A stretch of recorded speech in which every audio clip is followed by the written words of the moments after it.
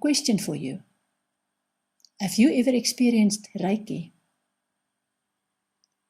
I qualified as a Reiki practitioner many years ago. I intuitively felt restricted by the hand movements that had to be perfect and had to be executed with perfect timing. I was fascinated by the secret symbols that the instructor wove around me to make my hand movements more powerful. I personally chose to have freedom of movement when it came to using my hands on clients. I don't use any secret movements, and I prefer not to touch the client, but rather to hover my hands above the skin of the fully clothed client. I have over the years dealt with clients who have a natural healing ability, and they felt constricted by the confines of Reiki. My advice to them has always been to follow their intuition, use their hands as they were guided, and trust that they are used as tools in the process. They are not the healers, and they simply facilitate the healing. When I did the training over 20 years ago, there was a lot of secrecy around Reiki, and only initiates knew the symbols that went with the hand movements. It was very much an oral tradition. Then somebody wrote a book describing the hand movements and symbols, and there was a furor about this breach of trust and secrecy. The author of the book was pilloried for betraying confidences and divulging what was meant to remain a secret. I'm not sure that God wants any healer to be secretive about anything that can be used to the benefit of mankind. If it achieves a purpose and it's used with the best of intentions towards the good of humanity, then surely it's meant to be shared. This is the attitude that we need for the world we are moving into. Today there are many books explaining Reiki, and that's how it should be. Follow your heart, do your own research, and decide for yourself. If you are interested in spiritual healing and prefer a structured way to explore this, then maybe Reiki is the way for you to go. When I first heard of the healing powers of color, I admit I was skeptical.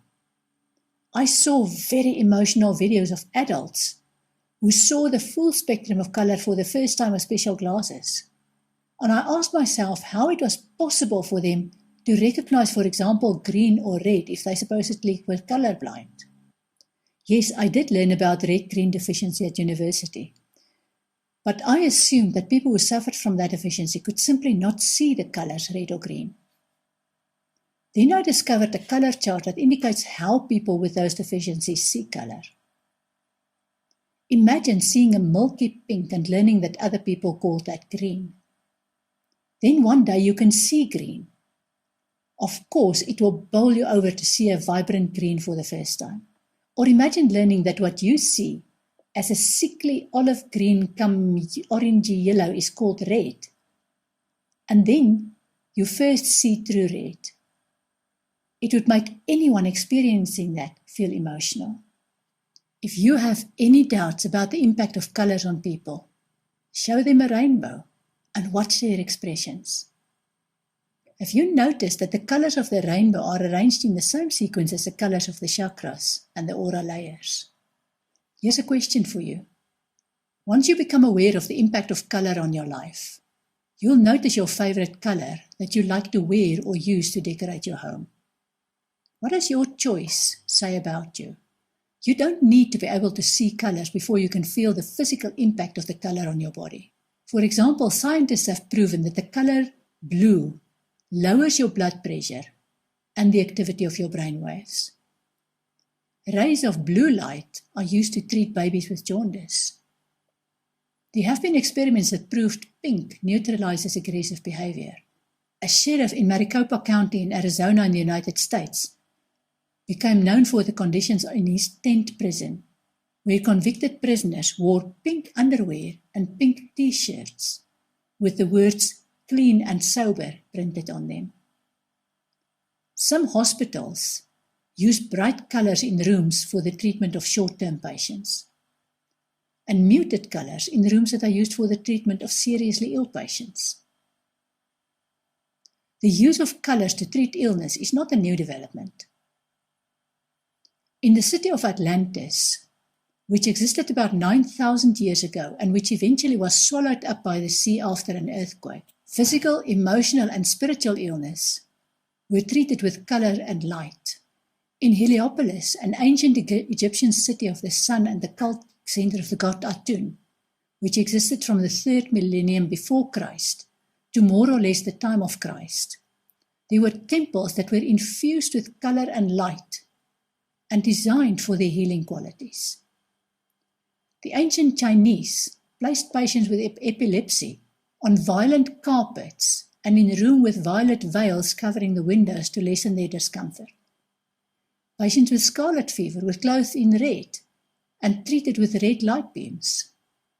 Patients with disorders of the colon were painted with yellow paint, and yellow light streamed through yellow curtains to ease their cramps.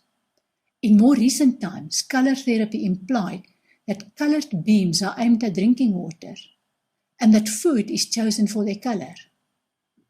Did you know that the basis of a healthy diet is to eat a rainbow?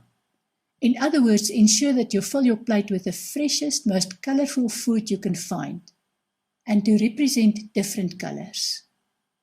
In that way, you get all the nutrients your body needs. I've also read about Aurosoma. This color therapy was initially channeled by Vicky Wall, who was the 7th child of a 7th child in a Hasidic family.